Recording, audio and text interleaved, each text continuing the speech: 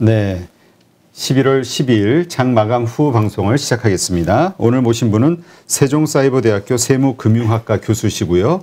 AR인베스트 대표시죠. 하창봉 대표님. 안녕하세요. 안녕하십니까. 네, 참 오랜만에 뵙는데. 네, 학교 수업도 좀 바빴고, 제가 약간 이제 오프닝이지만은 제가 강의를 좀 하잖아요. 네. 근데 지금 우리나라 대학교에서도 사실은 여러 대학교, 제가 알기로는 서강, 학교 말씀드려도 될까요? 네네. 서울에 이제 서강대라는 일부 학교들이 메타버스에 대한 그 필에 꽂히신 총장님들이 되게 많습니다. 이게 갑자기 뭐 생뚱맞게 오랜만에 인사드리면서 왜 이런 이야기를 하냐면, 근데 이건 하고 싶었어요. 그러니까 메타버스라는 게 우리가 이제 뭐 주식으로만 봐서 그런데 이미 이제 학계라든지 재계라든지 전계에서는 이렇게 많은 일들이 계속 관심을 가진다. 네, 그 이야기는 그냥 한번 하고 싶었습니다. 네. 일단 뭐 요즘 뭐 아주 화두죠. 큰 화두. 네. 이건 뭐 한국만이 아니라 미국에서도 뭐 페이스북이 회사 이름을 바꿀 정도인데 뭐 이건 뭐 엄청난 사건이라고 봐야죠. 조금 보면 약간 이제 좀 따라가야 될 것 같아요. 주식 하시는 분들은. 이게 알게 트렌드. 모르게 그냥 우리가 주식으로만 메타버스 관련주로 끝나면 안 될 것 같고. 메타버스. 네, 메타버스. 네. 누가 그러더라고. 메타버스 그러니까 네. 그거는 버스 발음부터가 쫓아가는 게 아니라 메타버스래. 그럼 뭐 그렇게 하면 또 그렇게 맞습니다만은 어쨌든 주식시장이라는 것도 그런 것 같아요. 제가 오랜만에 8.15를 통해서 인사를 드리는데 한 4, 5개월 된 것 같습니다. 네. 근데 시장도 보면 오늘은 좀 많이 오랜만에 한국 증시다운 장이 나왔는데 워낙 힘들었어요, 장이. 그렇죠. 그건 정말 힘들죠. 오늘 1.5% 코스피 코스닥. 네. 상당히 오랜만에 이런 모습인 것 같아요. 외국인들이 주식을 사고 오늘 다 샀더라고요. 선물도 샀고. 네, 외국인이 코스피 사고 코스닥 사고 선물도 매수하고 최근에 뭐 그런 이야기 많았지 않습니까? 외국인들이 주식은 안 사고 선물 가지고 매일 단타한다고. 그렇죠. 네, 오늘 이제 이런 또 아까 어떻게 보면 다음 주가 기대되는 상황에서 근데 외국인들도 워낙 단타를 쳐가지고 이제 하루 흐름 가지고는 모르겠더라고요. 여기가 8.15잖아요. 네. 제가 딱 오늘 오랜만에 컴백한 날 또 이렇게 멋진 수급이 돼가지고 아마 제가 생각할 때는 우리 하 대표님 덕분이라고? 뭐 그게 다 맞았던 것 같아요. 노는 안 하시네? 네, 그게 다 맞았던 거예요. 매칭이 되다 보니까 아마 물론 이제 우리가 설레발 너무 하도 치는 워낙 많이 당했기 때문에 그렇죠. 네, 미국 올라도 빠지고 내리면 또 빠지고 했었는데 약간 저는 느낌이 나쁘지 않습니다. 네, 그렇게 시작하겠습니다. 네. 뭐 그동안 뭐 연락이 없으셔가지고 네. 뭐 좋은 일 있으신가 했어요. 오늘 많은 분들이 오해하시는데 돌싱도 아니시고 노총각. 저 당근밖에 아닙니다. 네, 노총각이시라 또 청춘 사업 노청춘 사업 하시느라 바쁘신 줄 알았는데. 공개 영상인데 큰일 났네. 뭐 마음에 드시는 분들 연락 주세요. 자, 일단 네. 오늘 그래도 좀 다행인 게 그동안 정말 소외받았던 주들이 많잖아요. 섹터들이 많았잖아요. 네. 근데 이제 오늘은 좀 그런 섹터들의 주식까지도 다 좀 골고루 올랐단 말이죠. 그동안 NFT만 가다가 일단 이 상황 좀 설명해 주시죠. 좀 오늘 우리가 좀 주의 깊게 봐야 될 만한 의미 있는 어떤 섹터의 상승 이런 게 있다면 뭐가 있을까요? 네, 오늘 이제 힘으로만 놓고 보면 최근 4주의 가장 강한 힘이었고요. 이건 이제 투자자분들이 느낀 것만 조금 다를 수 있습니다. 보통 이제 금요일에는 우리가 주봉이라는 걸 보게 되거든요. 주간 단위의 이제 지수의 주봉인데 최근 4주에 가장 강하게 막판에 이제 올리면서 마감을 했습니다. 마감했는데 이게 한국만 오른 게 아니라 오늘 뭐 일본도 또 중국도 같이 상승을 했는데 제가 조금 좋게 본 건 뭐냐면 장 초반에 이제 갭 상승을 할 때는 셀트리온 효과만 생각을 했었어요. 네. 셀트리온의 이제 주사형 레키나로즈가 유럽에서 이번 주에 원래 승인 권고가 나온다고 했었는데 그대로 나왔거든요. 그래서 아침에 지수가 강세 출발하길래 셀트리온이구나 그렇게 했는데 정작 셀트리온은 아침 시가가 전보였고 그러니까 쭉 밀렸던데. 근데 오늘 가장 좋았던 거는 제가 전기전자 업종의 강세 쪽에서 그러니까 외국인하고 기관하고 동시 양매수가 들어왔다는 겁니다. 이게 흔치 않은 수급이에요. 외국인들이 지금 연간 뭐 33조 정도 매도하고 있는데 오늘 금요일 날 하루만 놓고 봤을 때는 개인만 매도였지 코스피 쪽에서는 외국인하고 기관이 샀는데 딱 뭘 샀는 걸 봤더니 코스피 쪽에서 희망을 줄 수 있는 전기전자하고 운수 장비 업종을 가장 많이 샀어요.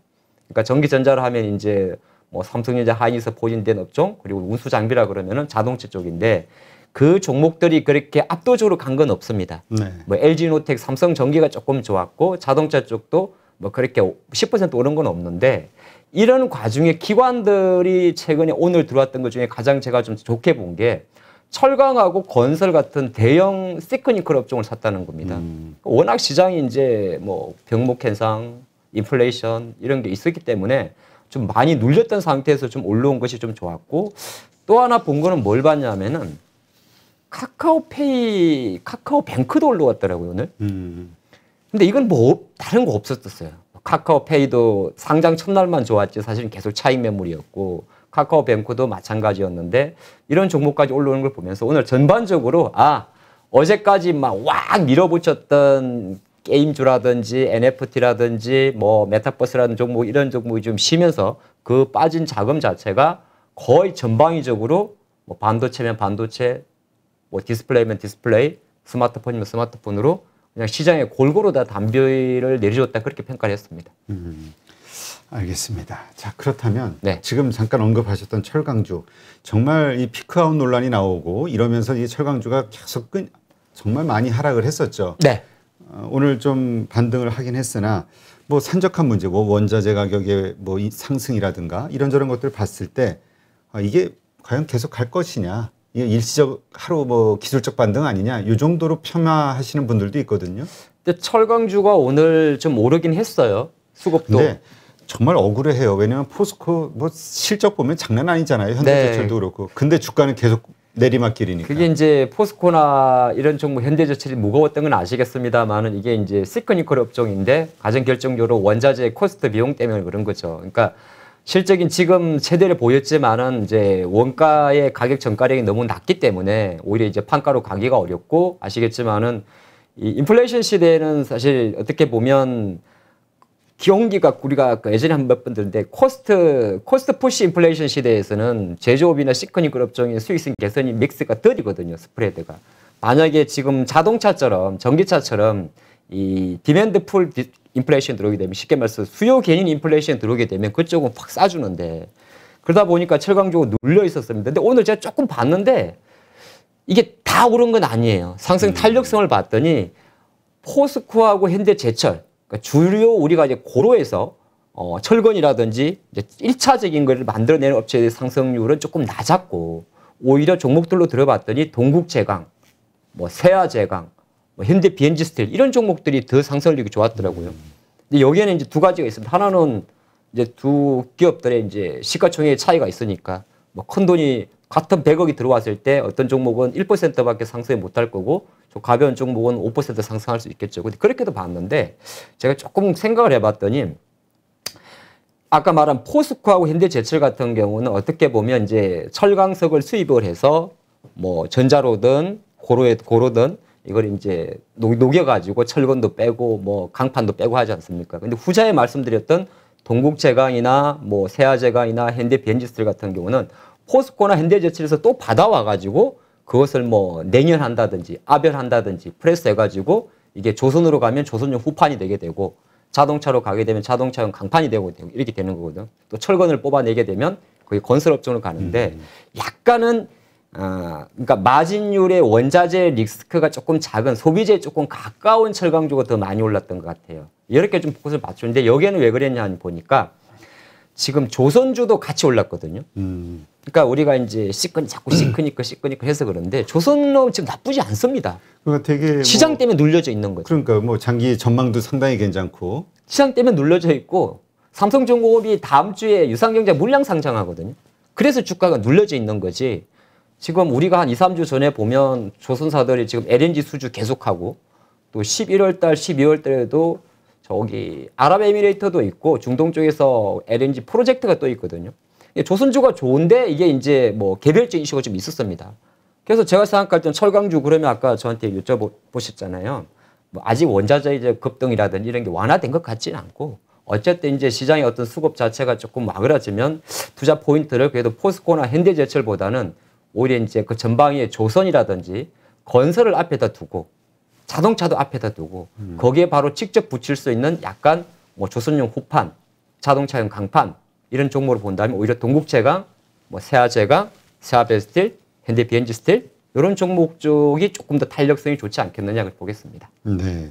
지금 조선주 가운데서도 오히려 대형주들 요즘 하여튼 뭐 중소형주 장세다 보니까 그렇죠. 뭐 현대미포조선 같은 이런 좀 작은 기업들의 주식이 훨씬 수익률 면에서 유리하지 않냐. 네. 이거는 모든 섹터가 다 동일한 어떤 맞습니다. 이야기겠죠. 네, 전체 시장의 힘 자체가 뭐 어제 많이 기사 보시겠지만은 지금 가상화폐 거래소의 하루 거래 대금이 코스피보다 높다 그러잖아요. 그러니까 큰 돈이 아직까지 대한민국 시장에 들어와 가지고 하반기 접어들어서 확 들어오진 않고 뭐 어떻게 보면 어떻게 표현해야 될까? 오늘 같은 장은 정말 특이한 장이에요. 전방에 다 올리는 거. 어제 같은 장이 어떻게 보면 우리가 최근 한 달 동안 느꼈던 장이거든요. 갑자기 막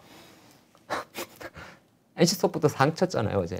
야, 그건 저도 깜짝 놀랐어요. 뭐 개인이 5천억 원어치 주식을 샀다면서요? 네, 뭐 그런 일화도 좀 돌았던 걸로 알고 있는데 어쨌든 최근 장이 그런 거였거든요. 어떤 특정 종목에만 확 몰리다 보니까 못 갔었는데 어떻게 보면 이제 앞으로도 사실 큰 그림에서는 그러겠죠. 그러니까 지금 철강 이야기 드리면서도 좀 큰 철강주는 조금 탄력성 면에서는 더딜 것 같다. 네, 저는 그리 봅니다. 네. 하여튼 뭐 참 저도 깜짝 놀랐는데 자, 지금 그동안 이제 뭐 코로나 때문에 이 이 아시아 쪽의 공장들 뭐 이런 쪽이 좀 가동이 중단돼 있었다. 뭐 이런 얘기들이 있었잖아요. 그래서 이제 자동차 반도체 수급 문제도 그렇고 여러 가지 하여튼 공급단에서의 문제들이 있었는데 뭐 글로벌리 이 공장들이 가동하는 게 이제 전부 다 재개가 되고 있다. 그래서 사실 우리 현대차 기아에 대한 뭐 상승했지만 이런 기대감도 좀 있고 하잖아요. 근데 이게 우리가 보면 뭐 제가 지금 뭐 베트남의 그 공장의 근처에 하노이나 근처에 계신 분이랑 계속 연락할 수도 없는 거고 이게 아름아름 돌려다 보니까 솔직히 말해가지고 어느 정도인지를 가늠하기가 조금 어려워요. 어떤 때는 뭐 말씀하신 자동차 같은 경우는 뭐 말레이시아 공장이 어느 정도 다시 돌아간다 그러다가 또 베트남 공장도 돌아간다고 했는데 또 어떤 언론을 보게 되면 사실 왜 이게 조금 국내는 우리가 가보면 되거든요. 뭐 5시간 내면 대한민국은 다 갈 수 있지 않습니까? 어지간하면.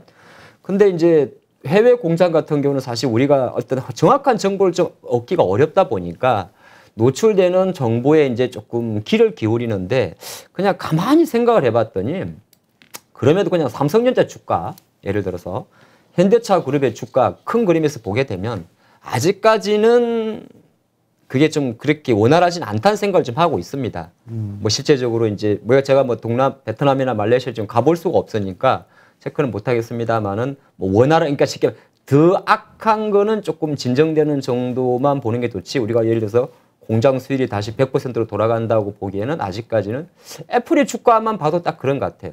애플의 주가가 못 치고 간다는 거는 아직 생산에 대해서 여전히 불확실성이 남아있지 않나. 물론 그게 하나의 스마트폰이라 할지라도 말이죠. 네, 그리 보겠습니다. 자, 그렇다면 지금 현대차, 그다음에 네. 삼성전자로 대표되는 한국의 대형 우량주 아직은 신규 매수할 단계는 아니다. 이렇게 보시는 건가요? 이제 삼성전자 7만 원대에서 또 이야기하면 힘드실 거예요. 네. 그렇죠. 지금 뭐 9만 원, 10만 전자 생각하셨던 분들 지금 속 상하죠. 네. 그러니까 이제 이제는이 아니라 우리가 이제 이게 1월 달부터 진행돼 왔던 이야기잖아요. 그렇죠. 그러니까 삼성전자, 현대차 같은 경우는 그냥 지금이라도 들고 있을까요? 아니면은 여기가 말고 또 밑에 지하실이 있습니까에 대한 그에 대한 질문에 대해서 계속 팔로우하는 게 좋을 것 같아요. 저는 들고 있으라고 이야기를 드립니다. 일단 근데 만약에 두 개 중에 어떤 게 조금 더 나을 것입니까? 라고 하게 되면 아까 초반에 말씀드렸던 그 희한한 경제 용어를 활용하시면 좋을 것 같아요. 그러니까 삼성전자라는 기업 자체는 어차피 반도체잖아요. 네. 반도체이기 때문에 아니 뭐 파운드리 한다던데 뭐 하죠. 근데 전체 뭐 이번 3분기 16조 나올 때 반도체 쪽에서 10조 나왔잖아요. 결국에는 반도체 경기가 돌아서야 되는 건데 요거는 이제 수요 요인이거든요. 근데 지금 뭐 미국의 물가 지수가 30년대 최고치를 가고 뭐 중국의 물가 지수가 뭐 13% 넘고 이런 거 전부 다 공급 요인입니다. 공급 요인이기 때문에 수요가 필요한 반도체와 공급 해소가 됐을 경우에 튈 수 있는 자동차를 비교했을 때는 차라리 자동차 쪽을 조금 더 이제 두 섹터만 비교한다면 네, 좀 더 빠르지 않나 그리 보고 있습니다. 자, 보유하고 있는 분이라면 그냥 계속 보유하자. 네. 이건 오케이. 자, 신규 입장에서 지금 저가 매수할 타이밍 아니야? 라고 생각할 수도 있잖아요. 그 부분은 어때요? 보통 이제 11월 장이 오게 되면 알게 모르게 대형주 쪽에서는 이제 지금 11월 중순이잖아요. 기관들이 패시브 자금들이 굳이 공격적으로 베팅을 하지 않을 거고 아마 대부분이 경기 민감주보다는 배당에 대한 매칭을 맞출 겁니다. 그래서 통상적으로 12월 달은 코스피 강세, 코스닥 약세, 1월 달 가게 되면 코스닥 강세, 코스피 약세로 가는데 올해도 그 루틴을 이어갈 수 있지 않을까 그리 보는 거고 어제 우리나라가 모 제가 업체들의 마케팅 날이잖아요. 빼빼로 데이였잖아요. 빼빼로 데이. 근데 어제는 사실 그보다 더 큰 게 중국의 광군제였는데 이게 워낙 지금 이제 중국 관련 섹터가 화두가 안 되다 보니까 어제 알리바바의 매출이 기사가 많이는 안 나왔는데 실제적으로는 작년보다 더 줄었다고 해요. 그만큼 이제 이게 뭘 의미하냐면 보통 이제 월간마다 투자하는 루틴이 있는데 11월 달은 보통 소비에 좀 포커스 맞추고 12월은 뭐 이제 연말이니까 거의 금융인데 저는 그렇게 본다면 대형주 관점에서는 지금 삼성전자, 현대차 만약에 새 돈이라면 안 사도 될 것 같아요. 서두를 이유 없다? 예, 굳이 지금 서두를 필요는 없습니다. 이건 그 얘기는 시간이 아직 좀 더 이런 횡보가 됐든 하락이 됐든 조금 더 뭔가 변동성이 안 좋은 쪽으로 그러니까 좀 사기 남아있다? 위해서 지금까지 기다려 오신 분이라면 차라리 조금 기다리고 오히려 만약에 그래도 일정 부분 내가 현금 들고 있으니까 너무 심심하니까 그래도 뭐 연말에 그래도 뭐 좀 용돈이라도 조금 하고 싶다. 그러면 차라리 배당주 쪽으로 들어가는 게 낫습니다. 네. 지금은 오히려 수익률 면에서 조금 더 좀 무거운 주식 예를 들어서 뭐 금융회사도 괜찮고요. 지금 왜냐하면 제가 조금 이게 뚜껑 열리면 안 되는데 열어도 돼요. 대출 금리가 너무 오르고 있습니다 지금. 지금 근데 11월 달에 대출 많이 받으셨구나. 네. 그러면 안 돼요. 그냥 노총각으로 사세요. 대출 금리가 지금 너무 많이 오르고 있습니다. 그러면 이제 금융회사 어쩔 수 좀 지겹지만은 예를 들어서 저는 그렇게 봐요. 뭐 약간 우리가 5대 은행 회사 중에서 좀 큰 회사 뭐 KB금융 한 종목 아니면 약간 그 예대금리 비중이 좀 높은 게 BNK 금융지주가 조금 높아요. 아, 그래요? 예, 이 지방은 이게 은행마다 조금씩 다른데 BNK 금융지주는 예대 마진 폭이 조금 변동성이 큰 종목입니다. 그럼 지방은행주 하나, 그 중에 지방은행 보통 DGB하고 BNK가 있는데 BNK 금융지주 하나, 그럼 대형 시중은행주 하나 그렇게 하나 보시면 좋을 것 같고 또 하나가 그거보다 그래도 주가가 조금 탄력성이 좋았으면 좋겠다 싶어 사람 욕심이 끝이 없잖아요. 배당은 안 나오지만은 그래 금융주는 금융주인데 내가 조금 그래도 야 금융주 가면 어쨌든 뭐 비슷하게 갈 거 아니야 그러면 저는 카카오뱅크를 이제부터는 다시 좀 봐도 된다고 봅니다. 오히려 지금 이런 배당 시즌과 그러니까 카카오뱅크는 배당이라는 상관이 없는데 상관이 없다는 말이 좀 그렇습니까? 어차피 배당 받을 기대가 안 되죠. 네, 카카오뱅크는 지금 배당할 때가 아니거든요. 카카오뱅크 배당한다 그러면 바로 매도 쳐야 됩니다. 그렇죠. 성장주인데. 성장주 어디 배당을 하고 있어. 그건 아닌데 이제 컨셉 자체를 내가 금융주를 좀 그래도 중기주를 보시는 분은 한 전체 100을 기준으로 잡았을 때는 금융주 기준입니다. 한 KB금융정주나 뭐 이 정도 신한이나 이런 거를 한 30-40% 지방금융회사 BNK라든지 BNK 뭐 좁혀드리죠 그냥 기업을 BNK 쪽을 한 20-30% 여기에 카카오뱅크 정도 그렇게 한번 해보는 것도 좋을 것 같습니다. 근데 지금 말씀하셨으니까 네. 지금 한은에서 또 11월 달에 그 금리 인상을 한 번 더 하는 게 지금 보통 다 정설이잖아요. 네. 그러면 지금 또 시중금리가 또 올라갈 것 같고 이게 주식시장에 큰 악영향을 미치는 거 아니야? 라고 생각하는 분도 있고 한국의 금리 인상은 시장이 별로 영향 못 미친다. 중요한 건 연준이지. 이렇게 생각하는 분도 있어요. 한은은 이미 늦었어요. 늦다는 게 뭐냐 하면 지금 우리나라가 한국은행이 9월 달에 지금 기준 25bp를 올렸습니다. 그래서 지금 이제 우리가 말하는 기준금리라는 게 이제 0.75%인데 여러분들 주담대 딱 열어보면 기준금리가 있고 가상금리가 있는데요. 이 가상금리 때문에 우리 여러분들이 이자를 많이 내시는 거거든요. 자, 그런 상태에서 지금 보게 되면은 우리가 보통 가상금리가 어느 정도일까를 보면 좀 가늠할 수 있는 게 여러 가지가 있는데 우리 한국에서는 국고채 3년물 금리의 추이를 좀 보시면 되는데 거기까지 보면 머리 아프시죠? 숫자로 말씀드릴게요. 국고채 지금 3년물 기준금리가 1.9%입니다. 최근 한 반년 만에 더블 쳐버린 거거든요. 그런 관점에서는 시장에서 말씀하셨다시피 한국은행에서 기준금리를 지금 0.75%에서 25bp 올리도 시장은 아무 상관 안. 제가 조금 오버 말하면 뭐 우리나라 금리 올렸다고 그거 아닙니다. 그냥 어차피 시중금리가 올라가는 거를 기준금리 베이스로 맞춰준다. 그렇게 보시면 좋을 것 같습니다. 그러나 또 한편에서는 우리 가계부채 문제가 상당히 심각하잖아요. 네. 그 전체적인 가계부채 이자 부담이 늘어난다는 거는 결국은 그만큼 소비가 줄든 또 쓸 돈이 줄어드니까 아니면 뭐 투자에서도 비투라든가 여러 가지가 있는데 그런 것들이 또 줄 수도 있고 그러니까 수급이 더 꼬이는 거 아니야? 지금 그렇지 않아도 수급 때문에 저 주가가 못 간다 이렇게 생각하는 분들이 많은데 더 어려워지는 거 아니야 수급이? 이렇게 볼 수 있잖아요.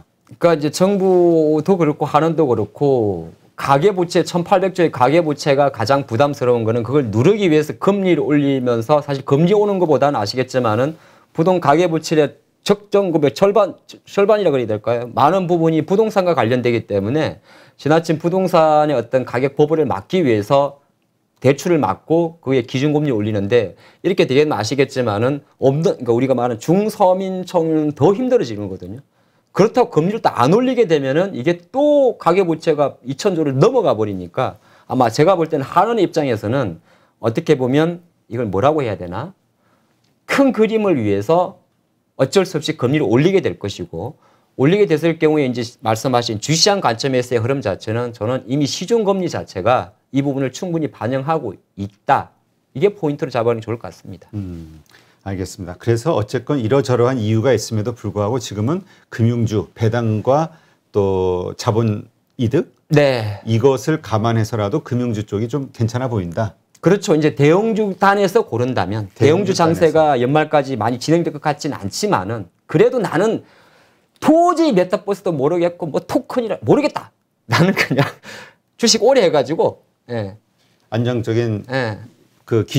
보통의 이자보다 높은 은행보다 높은 수익을 그렇죠. 얻겠다. 그런 이렇게 생각하시는 분들 차라리 예, 오히려 대형주 단에서는 그나마 금리 상승에 반영하는 섹터가 오히려 삼성전자보다 빠를 수도 있겠다. 그런 생각을 해봤습니다. 그럼 그런 거를 샀어요. 네. 그럼 언제 팔아요? 아, 보통은 이제 그 연초에 파는 건데 작년과 올해 좀 특징이 뭐였냐면 그게 왜 그러냐면 보통 연말에 이제 배당 수요가 들어왔다가 연초가 되게 되면 이제 권리락이라는 게 있습니다. 마지막 정시가 마무리하는 폐장일 전날. 그래서 배당락이 있는데 그럼 연초에는 그 수급이 보통 빠지는데 약간 트렌드가 뭐냐 하면 지금 이제 글로벌 기준으로 지금 미국도 이제 테이퍼링을 이달부터 시작을 했고요. 했습니다. 했고 지금 금리 쪽에서는 이렇게 손을 놓고 있는데 아직까지 구체적으로 파월 의장이 될지 블레이드너 연준 의사가 될지 차기 FMC 의장이 결정이 안 났어요. 시장에서는 그냥 파월로 가자는 설도 많고 그렇게 있는데 근데 그러면 큰 트렌드 측면에서는 어쨌든 풀었던 돈을 줄여 나가야 되거든요. 그래서 제가 생각할 때는 굳이 내년이 됐다고 해서 1월이 됐다고 해서 이 금리의 어떤 상승 속도가 갑자기 꺾일 것 같지는 않기 때문에 매도 시점은 이렇게 보시기 좋을 것 같네요. 다시 시장의 경기 민감 전차군단으로 강력한 힘이 들어오기 전까지는 그쪽이 강할 건데 아마 1월 달에 굳이 차익 실현할 필요는 없을 것 같습니다. 그러면 말씀대로 우리 철강, 화학 네. 뭐 이런 쪽이 다시 움직이는 모습을 보일 때 그렇죠. 아무래도 상승하는 모습을 보일 네. 때 그때 그 금융주를 매도하고 이쪽 섹터로 갈아타자. 맞습니다. 어느 정도의 이제 바벨 전략이 되겠죠. 네, 알겠습니다. 지금 요즘 뭐 게임주 안 하면 뭐 지금 증시 얘기를 할 수 없는 상황인데 근데 좀 식상하기도 해요. 하지만 또 그게 현실이니까 네. 오르는 건 게임주거든. 게임주 내에서 서로 그 순서만 뭐 먼저 이쪽이 먼저 가면 그 다음 날은 이쪽이 가고 지금 이 게임주에 대해서 어떻게 봐야 될까요? 그러니까 새로운 게임에 대한 모멘텀으로 주가가 상승하면은 이게 분석이 쉬워요. 왜냐면 뭐 우리가 보통 이제 사전 테스트에서 몇 명이 접속을 했고 신규 게임이 나왔는데 그러니까 그 똑같으면 NC소프트가 리니지 W를 출시했을 경우에 그 반응이라든지 이제 게임 앱스토어에서의 매출 순위를 보게 되면 어느 정도 주가를 가늠을 하는데 일부 게임주들이 이제 일부 남코에 지금 게임이란 글자가 붙은 대부분의 종목들이 여기 NFT를 붙이면서 어떻게 보면 새로운 그림에 대한 모멘텀을 그리다 보니까 시장이 환호를 했단 말이죠. 그렇죠. 근데 어떻게 보면 아직까지 NFT라는 산업에 대해서 구체적으로 명확하게 잡혀 있는 건 없어요. 우리가 한번 여러분 제가 물어볼게요. 메타버스 그러면 미국의 상징적인 기업이 하나 있습니다. 하나가 아니죠. 이미 주가가 상장된 로블록스라는. 로블록스. 네. 실제로 로블록스라는 기업 자체가 있고 우리나라 사람들은 유튜브를 많이 하겠지만은 이제 나이대가 좀 다른데 조금 이제 저보다 좀 내려가면 저는 틱톡을 안 보는 사람이거든요. 그 세대가 돼버렸습니다. 그러니까 연령대가 내려갈수록 이제 틱톡을 한다든지 아니면은 우리나라 네이버에서 만든 제페토를 하게 됩니다. 근데 미국 같은 경우는 실제적으로 로블록스가 1위라 그래요. 근데 NFT라는 건 어떻게 보면 대체 불가능 토큰이라 해가지고 앞으로 조금 이제 치고 갈 어떻게 보면 인플레이션이 만들어낸 또 하나의 현상이잖아요. 여기에 가상화폐까지 붙었으니까 사실 왜 가는지는 충분히 설명할 수가 있습니다. 게임주 왜 가냐 그러면 삼성전자 안 가잖아 이렇게 딱 설명하면 게임 끝나요 사실은. 경기 끝나는 거거든. 아 그렇지 그렇지. 인플레이션이니까 이렇게 되게 되는데 일단 중요한 거는 게임주들의 그럼 앞으로의 계속 지금까지도 많이 올라왔는데 또 가느냐에 대한 질문이잖아요. 그렇죠. 더 갈 것이냐. 근데 뭐 좀 다르지 않겠습니까? 이런 말하면 좀 그렇지만은 이제 NC소프트 몇 개 종목만 좀 말씀드리면 NC소프트 같은 경우는 뭐 어저께 조금 상한가는 강하게 갔지만은 그건 조금 너무 오버페이스였고 공매도 쇼크 물량을 다 맞췄던 것 같은데 그렇다고 해서 여기서 다시 막 60만 원 밑으로 내려갈 것 같지는 않습니다. 왜냐하면 어쨌든 리니지 W 잘 나가고 그 다음 달 12월 2일 날 리니지 2 모바일 또 출시를 하게 되고 그리고 이제 어쨌든 NC 투자 8월 달에 외국인 투자가들이 NC에 가장 실망했던 것이 뭐냐 하면 확률형 아이템 문제를 어떻게 풀 거냐였거든요. 어제 NC가 IR에서 명확하게 이야기하진 않았고 두리뭉실하게 그림을 그렸습니다만은 어쨌든 확률형 아이템 문제를 NFT 방식으로 풀 수 있는 걸 시장에서 던져줬단 말이에요. 그런 관점에서 봤을 때는 NC소프트의 주가는 적정 부분 뭐 오늘 10% 빠지는 건 뭐 상관없는 거예요. 하루에 상한가를 치는데. 그렇지. 근데 하반기행들 좀 보일 것 같고 여기 이제 크래프톤 같은 경우는 어쨌든 뭐 MSCI 편입이라든지 어제 뭐 또 베타 버전 나왔습니다. 배틀그라운드 이런 게 있기 때문에 여전히 뭐 50만 원대 이상 이제 유지해 줄 거고 나머지 이제 투자가들의 가장 관심이 많았던 야 컴투스 게임빌 어떡할 거야? 그렇지. 게임빌 진짜 요새 며칠간 엄청나게 무섭게 올랐어요. 네, 그래서 이제 컴투스의 모회사가 게임빌이고 게임빌이 이제 컴투스의 이제 모회사 그림인데 지주회사 전환체제로 바뀌는 그림이었고 여기에 이제 게임빌이 코인원을 갖고 있다 보니까 코인원 우리 가상화폐 거래소 코인원의 2대 주주다 보니까 요게 이제 블록체인 가상화폐 NFT로 다 매칭이 됐던 거잖아요. 주가가 많이 좀 붙어 있는데 사실 저는 지금 만약에 컴투스나 위메이드나 게임빌을 지금 가격에 사고 싶으냐 그러면 뭐 이렇게 뭐 몇 프로 뛰게 단타는 모르겠는데 자신 없어요 솔직히 말해가 너무 많이 오랐다는 게 생각 있고 그런 관점에서는 지금 많은 투자분들이 계속 투자를 하시는 단타 하시는 분들은 상관이 없는데 그게 아니신 분들은 조금 지겨우면 어떻습니까? 투자 성향의 차이인데 저는 이제 제가 조금 오버하면 반도체 장비주들 또 약간 이제 삼성이 그게 하나 있어요. 내년도 프리미엄 폼 스케줄을 발표를 했습니다.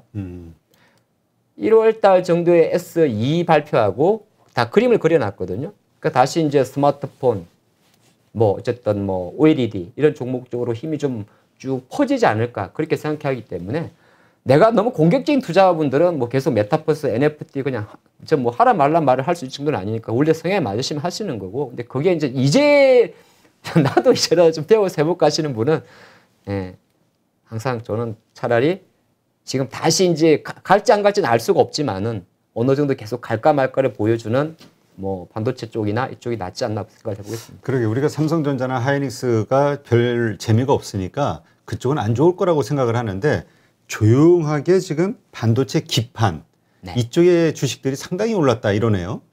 그러니까 이게 똑같은 말씀인데 하이닉스가 10만 원 밑으로는 쉽게 안 꺼지겠죠. 예를 들어서 왜냐면 3분기 실적에서 그래도 이제 파운드리 부분에서의 실적이 잘 나왔고 키 파운드리 인수를 진행을 하고 있고 또 인텔의 낸드 사업부는 조금 시간이 걸리겠지만은 뭐 아직 불확실성 남아 있습니다. 근데 지금 미국 주식이 잘 보면 미국도 반도체 지수 구성하는 게 30개 종목이 있는데 거기에 하이닉스와 비슷한 마이크론 테크놀로지 주가는 $70 정도에서 조금 덜 가요. 한국보단 강한데 근데 미국 반도체 지수도 보게 되면 AMD라든지 AMD가 주가가 최근에 많이 오른 게 그 메타버스를 구현하는 페이스북이 실제로 AMD의 반도체를 수혜를 한다는 그 이슈였거든요.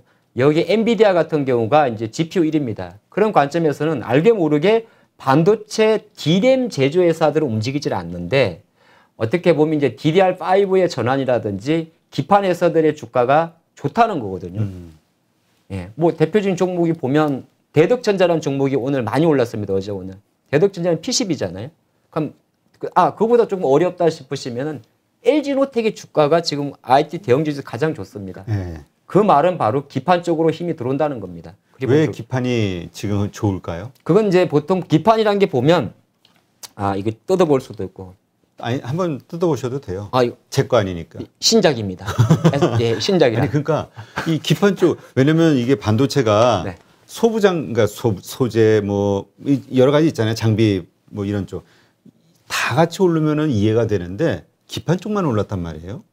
왜 그럴까? 그게 이제 여러 가지는 좀 이런 걸로 알고 있는데 어쨌든 지금 메모리 쪽에서는 이제 새로운 넥스트 제너레이션이 진행이 되지 않습니까? DDR4에서 DDR5. 5로. 예, 그러면 우리가 반도체라는 게 어디 갔냐?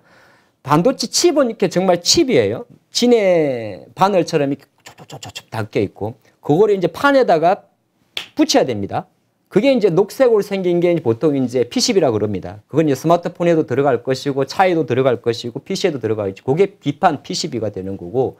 근데 그게 만약에 이렇게 폴드본이라든지 아니면 이제 뭐 나머지 또 기종으로 가게 되면 FP10이라 그래가지고 약간 휘어야 됩니다.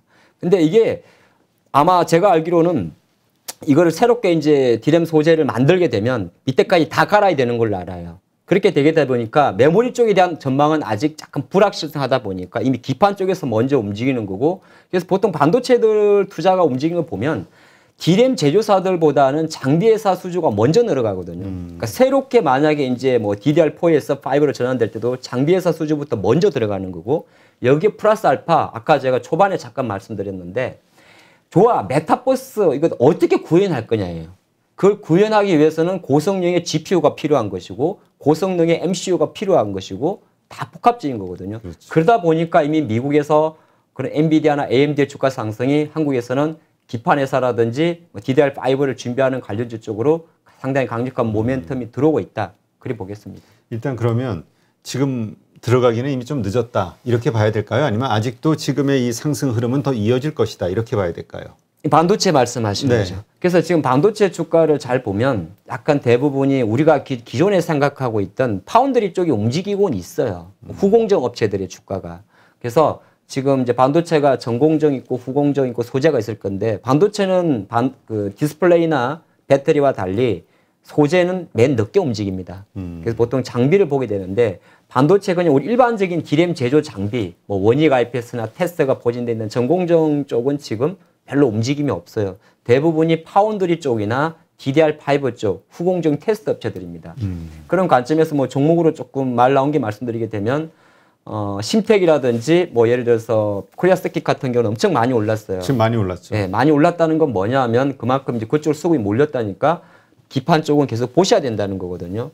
이제 그 기업들을 계속 볼 것이냐 아니면 아직 움직이지 않은 뭐 예를 들어서 BH라든지 너무 개별주를 많이 말씀드려도 되나요? 괜찮아요. 뭐 투자하시라고 말씀드리는 건 아니니까 공부하는 용어로는 그렇죠. 뭐 알고 네. 있으면 좋죠. 그렇죠. 좋습니다. 그럼 뭐 BH라든지 DKT라든지 이런 좀 움직이지 않는 종목을 움직이기 나을 거냐 했는데 어쨌든 간에 제가 생각할 때 심텍이나 코리아 서킷의 어떤 상승 탄력이 여기서 멈출 것 같지는 않습니다. 그러면 코스피 종목 내에서는 이 심텍, 코리아 서킷은 대부분 코스닥 종목이고요. 대덕전자는 코스피에 상장돼 있거든요. 약간 좀 큰 주식을 하시는 분은 저는 대덕전자도 좀 좋게 보고 이제 그래서 이제 중소형주를 하시는 분이라면 BH나 DKT 쪽으로 조금 PCB 쪽을 보시는 게 좋을 것 같다는 생각을 해보겠고 한 가지 조금 더 말씀드리면 유니테스트라는 회사가 하나 있는데 이 회사가 원래 하이닉스양 SSD 테스트 업체입니다. 그럼 이제 유니테스트 같은 경우 주가가 지금 어느새 신고가예요. 진짜 많이 올라갔습니다. 저도 되게 궁금해서 이게 왜 올라가는 거지? 그러니까 SSD라는 거는 기존에 이제 우리가 솔리드 메모리라 그래가지고 요즘 이런 요건 태블릿이구나. 보통 노트북이나 본체 사도 하드 이제 안 사죠. 네. SSD 카드라는 걸 꽂게 됩니다. 그럼 그 SSD 카드에 이제가 잘 만들어지는지를 테스트하는 건데 그런 관점에서 봤을 때는 그것도 좀 확대하게 되면 메모리의 증가를 말하는 거거든요. 근데 이런 걸 다 감안했을 때는 후공정 업체 내에서 유지 테스트가 많이 올랐으니까 조금 대장인데 그럼 SSD 관련 쪽에서 움직이지 않은 종목이 뭐가 있을까 생각해 봤더니 엑시콘 같은 기업들이 좀 있습니다.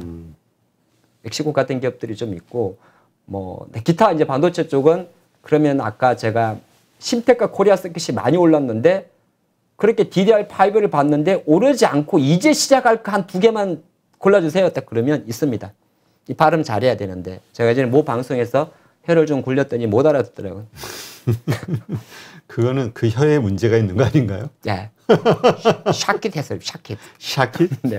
소켓. 네. 샤켓? 소켓. 아, 소켓. 이렇게 소켓이라 그러죠. 전국에 예전에는. 네네. 그 대표적인 게 ISC하고 리노고음입니다. 그러니까 ISC, 리노고음 주가 얼마 안 올랐어요. 그러니까 그런 소켓은 뭐냐면 기판이 있고 칩이 있으면은 자기 자리에 장착을 시켜야 되잖아요. 우리 옛날에 지금은 대부분 이렇게 LED 전구를 씁니다만 한때 배경등 할 때 보면 소켓이라고. 이렇게 이렇게 뭐지? 그 있죠. 예. 이렇게 돌려서 꽂는. 우리 그걸 소켓이라 그러잖아요. 그렇죠. 제가 혀를 굴려가지고 샤켓 그랬는데 소켓 관련 회사들입니다. 그건 혀가 문제 있네. 아, 네, 그렇습니다.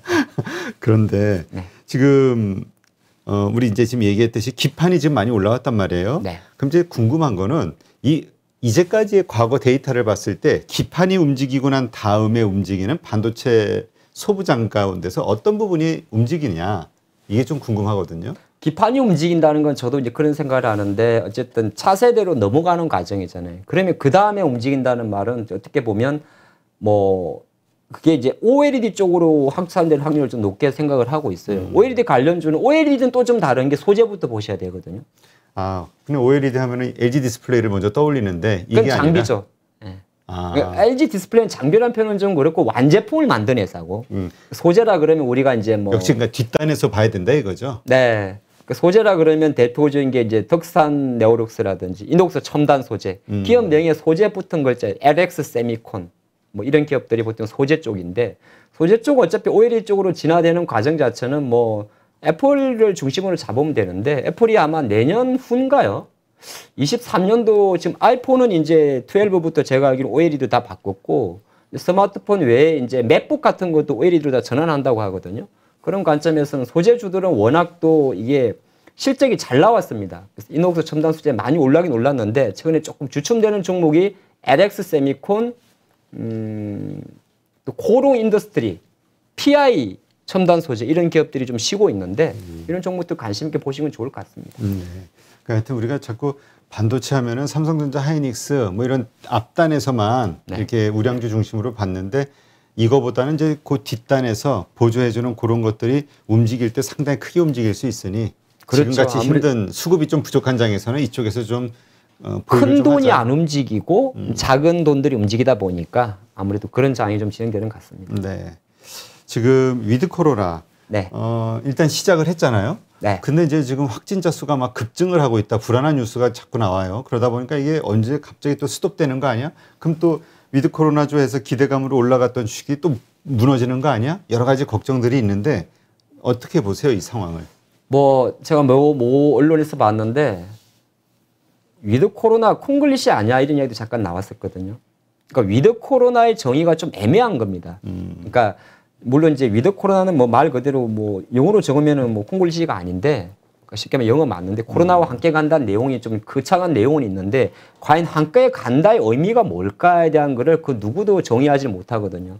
이건 미국도 마찬가지고 제일 먼저 빗장을 푼 게 영국이잖아요. 그렇죠. 네, 영국도 지금 피가 안 나서 그렇지 아마 내부적으로 근데 그거는 국민 정서와도 좀 관련이 있다고 봐요. 유럽 사람들의 그 성향이라든지 자유분방한데 네. 답답하지 지금. 또 유럽하고 또 미국 사람들 또 다르고 네. 또 한국 사람은 또 다르기 때문에 이미 시장에서 지금 보게 되면 한 9월 달 정도까지만 해도 또 시장이라는 게 참 재미난 게 우리나라가 10월 초중순에 70% 목표치를 달성하고 한 1, 2주 전에 실제적으로는 위드 코로나를 나름 선언을 했습니다. 그래서 지금 어떻게 보면 이제 뭐 10명 그게 의미가 없어졌어요. 뭐 요즘 같은 세상에 누가 10명 모여서 회식합니까? 대부분 이제 4인 이상 열리면서 지금 뭐 밤에 조금 이렇게 유흥가라 그래야 됩니까? 보통 번화가를 가보면 거의 뭐 어떤 데는 강남 어디 모처에는 뭐 새벽 2, 3시까지 뭐 지금 완전히 풀린 거예요? 그러니까 영업시간이? 아닌데도 이제 그냥 그렇게 그러니까 됐더라고요. 불법이네 그건. 그렇죠. 뭐 그리고 또 하나가 12시인가까지죠? 제가 정확히 모르겠어요. 아, 저도 잘 모르겠어요. 근데 하여튼 이게 문제야. 내가 이걸 모를 정도로 지금 위드 코로나가 모호하게 풀려버린 거죠.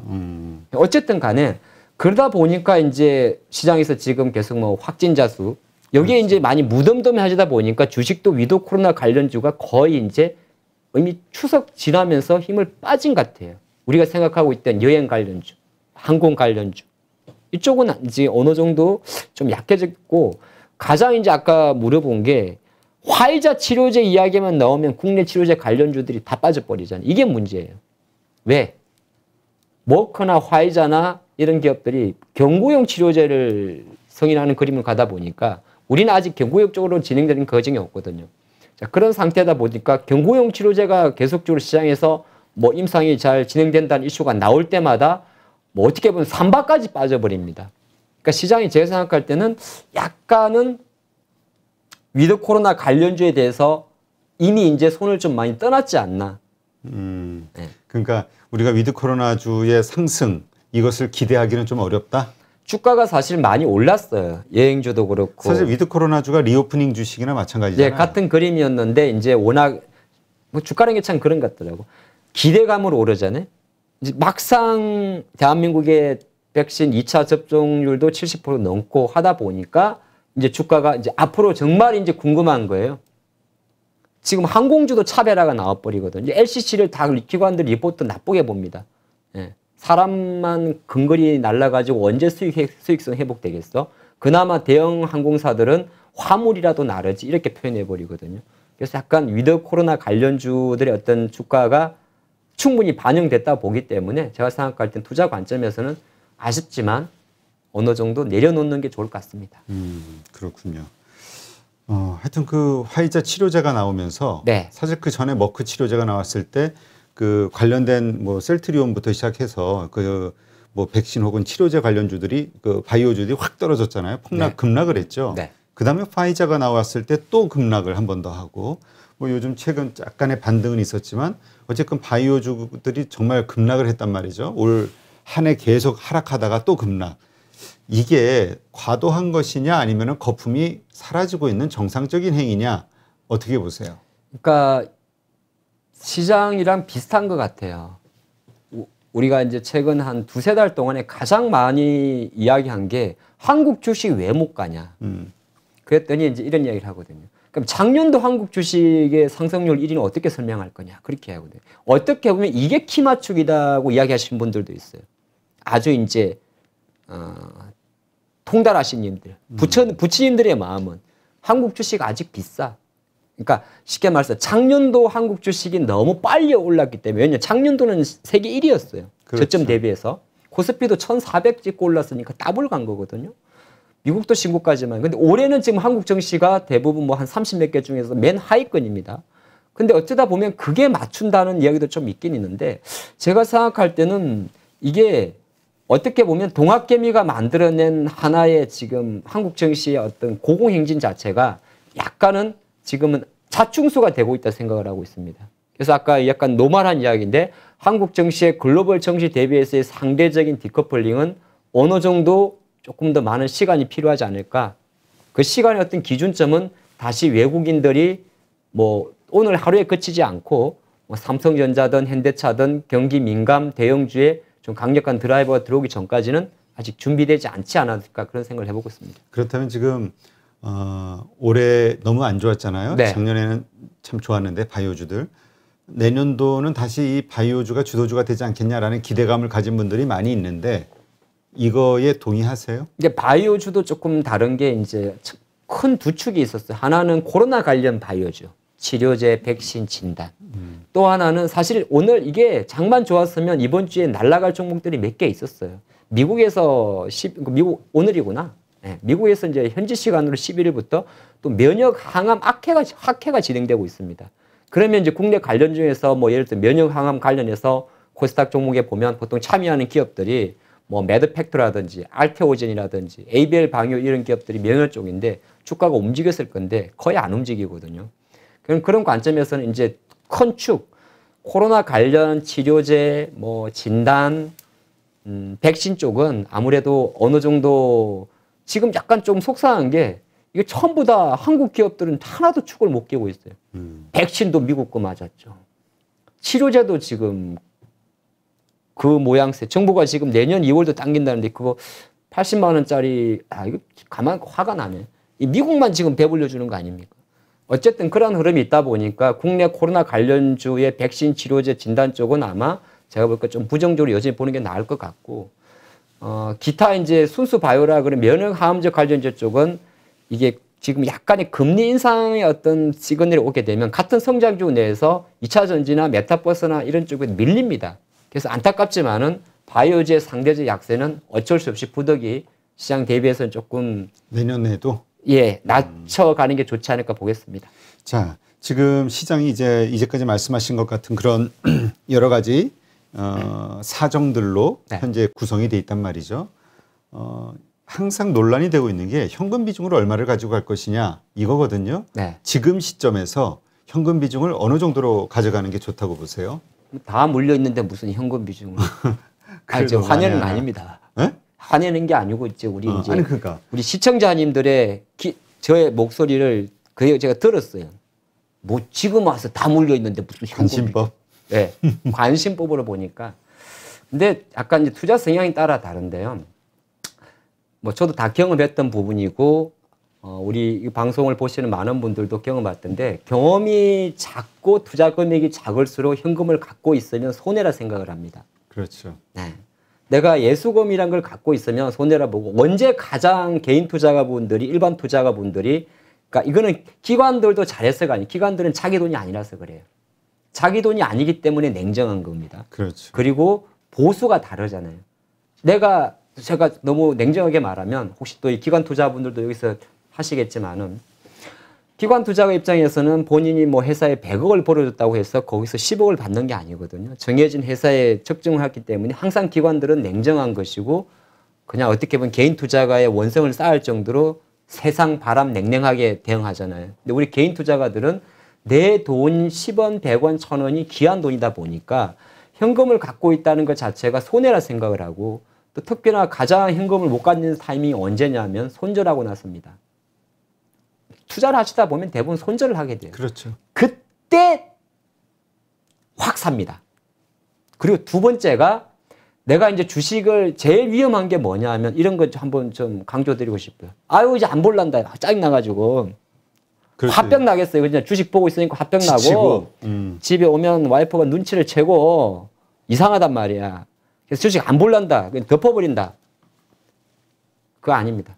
저는 덮으려고 그러면 덮을 때 최소한 그때는 덮을 때 조금은 줄여놓고 덮으시라고 말씀드려요. 정말 힘들 때. 네, 정말 힘들 때 아예 안 보는 게 때로는 그 종목들이 나중에 안 봤더니 올라가는 경우도 있는데 몇 가지 경우가 있습니다만 어떤 특정 종목에 뭐 너무 많은 비중을 뒀다든지 아니면 너무 많은 종목을 갖고 있는 이 두 가지 경우. 그러니까 특정 종목에 너무 많은 비중을 뒀는데 계속 밑으로 내려간다. 예를 들어서 아니면은 내 종목을 이제 유튜브 포함해서 내가 주식 경험이 없다 보니까 다 산 거야. 사다 보니까 200개 코스피 비벽을 만들어 버렸네. 오 마이 갓. 근데 코스피 200을 못 따라가는 거야.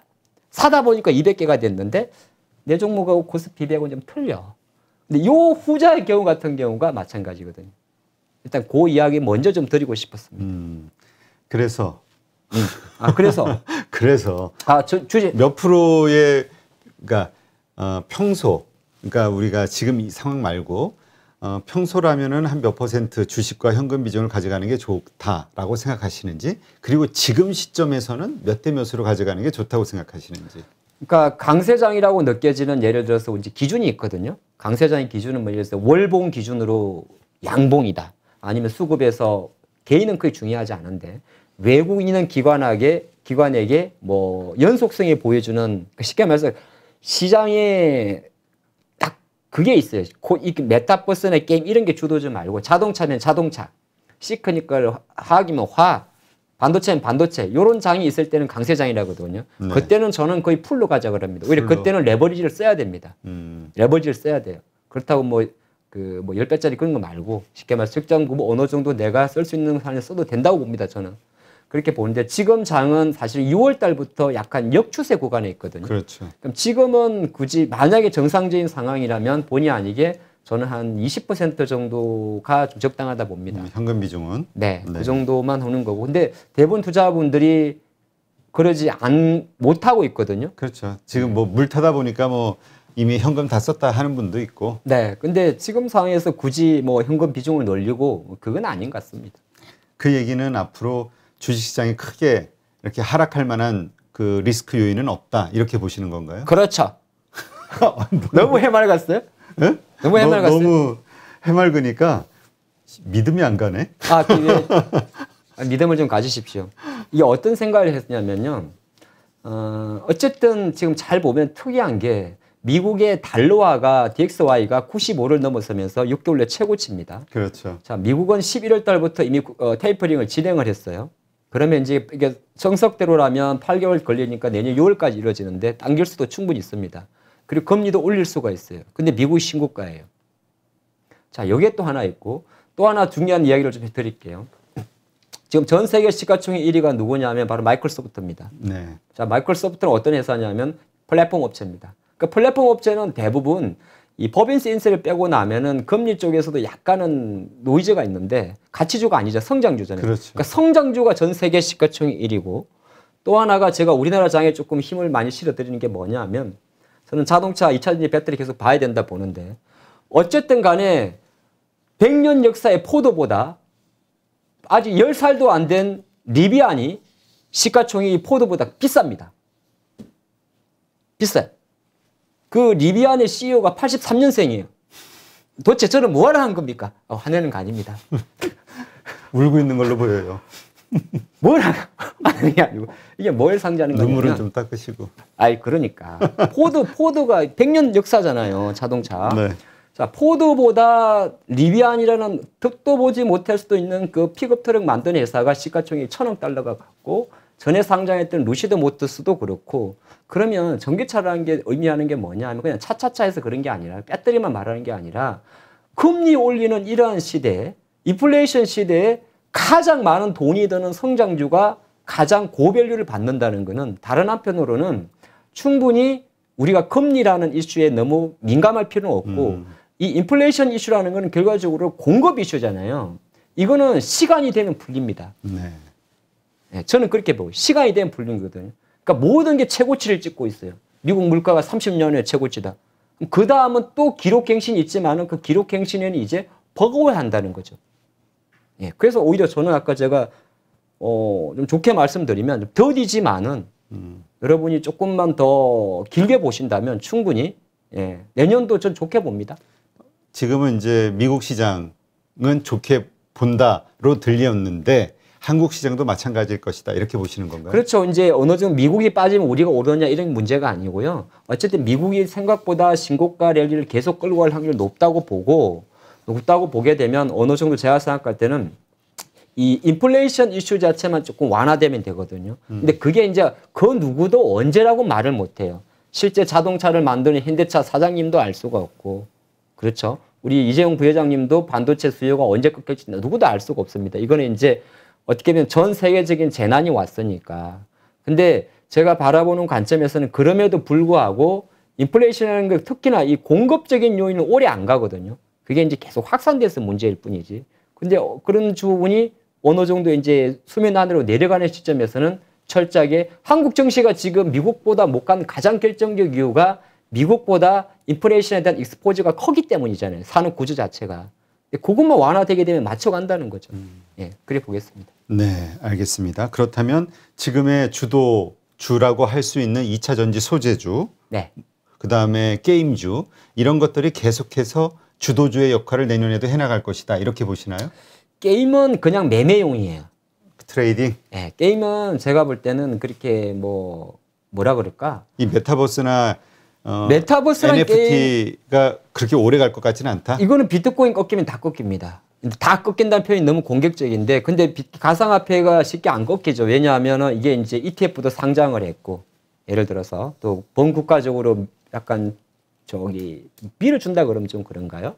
좀 지원도 좀 해주고 있고 ETF가 상장했단 말은 뭐냐면 글로벌 패시브 자금들이 들어간다는 거거든요. 그게 들어가는 거고 그리고 또 하나가 아까 지금 가상화폐 비트코인하고 이더리움이 많이 오르는 거지 제가 알기로는 조그마한 이상한 코인들이 오르는 건 아닌 걸로 알고 있거든요. 물론 차이는 있겠지만은 근데 이게 어떻게 보면 인플레이션 했지 과거의 전통 방식을 깨놨잖아요. 네. 과거의 전통 방식은 뭡니까? 인플레이션 올라간다고 하면 뭐 사야 됩니까? 금하고 부동산 사놔야 되는 거거든요. 예를 들어서. 근데 부동산은 지금 산다 그러면 요거도 먹으니까 안 되고. 근데 어떻게 보면 금이란 우리가 알던 기존의 금 사놓고 그림 사놓고 콜토금 사놔야 돼요. 옛날로 치면. 그렇죠. 근데 지금은 그런 시대가 아니기 때문에 오히려 그러한 자금 자체가 전부 다 디지털화 됐다는 거죠. 근데 이쪽에서 어떤 수급이 빠진다든지 거품이 사그라들기 전까지는 아무래도 여전히 뭐 이쪽으로 가긴 가겠는데 게임주가 주도가 내년까지 간다고 보기는 게임주는 약간 그 한번 확 하는 거. 예. 붐이 싹 갔다가 또 싹 꺼질 수 있다. 그렇죠. 예. 그러나 2차 전지 관련해서는 계속 갈 것이다. 산업 자체의 어떤 캐파 자체가 자동차와 게임주의 어떤 캐파는 다르지 않나 그렇게 보겠습니다. 네. 하여튼 뭐 내년 이 말씀이 맞는지 틀리는지 꼭 확인하도록 하겠습니다. 네. 오늘 또 오랜만에 또 이렇게 나오셔서 좀 이렇게 좋은 인사이트 함께 해주셨는데요. AR 인베스트 대표시죠. 하창봉 대표님 오늘 나와주셔서 고맙습니다. 네, 감사합니다. 네, 오늘 방송 보신 분들도 모든 그 걱정 잊으시고 주말 편안하게 보내시고 또 활기찬 다음 주 준비하시기 바랍니다.